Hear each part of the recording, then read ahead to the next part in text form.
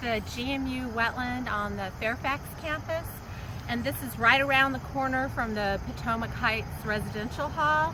You just walk on Braddock Road and about 100 feet. There's Braddock, right, and then you come to this lovely little wetland. It's probably about an acre, and so what this is actually a stormwater wetland. And it was created off of Rabbit Run, which runs under Braddock Road right over here. Here, we'll walk down so you can see. Here, we'll try and walk a little farther. So from here you can see that they've installed maybe like a 4-foot dam. I don't know, can you yeah, zoom in over there? And so what happens when there's a storm is that the water has to raise up above the level of that dam in order to overflow. And when that happens, the water ends up overflowing into the stormwater wetland area that you see to the right. So you can sort of see as we walk into the wetland a little bit that there's little streams sort of created in the wetland, and you can see it's really muddy over here, and so that tells you that there's water there most of the time, and that we've had a lot of recent storms to cause all this mud. It was probably in full bloom before all the storms started, and really gorgeous. So we're going to walk around. I can tell you that this wetland has changed its signature plants over the last 5 years. Started out with beautiful pickerel reed, which I'll show you in the lectures, and on the inner side, which is a pond edge kind of plant. It likes growing in shallow, wet areas that are wet all the time and with water, standing water.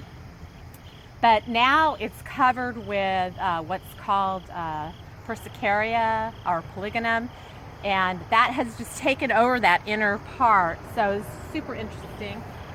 And we also have a lot of this called tear thumb. It's got recurved spines on it, and this was not even in this wetland when we first started sampling here. So this has taken over quite a bit of the outer edge, the drier edge. But as I'm walking around the wetland,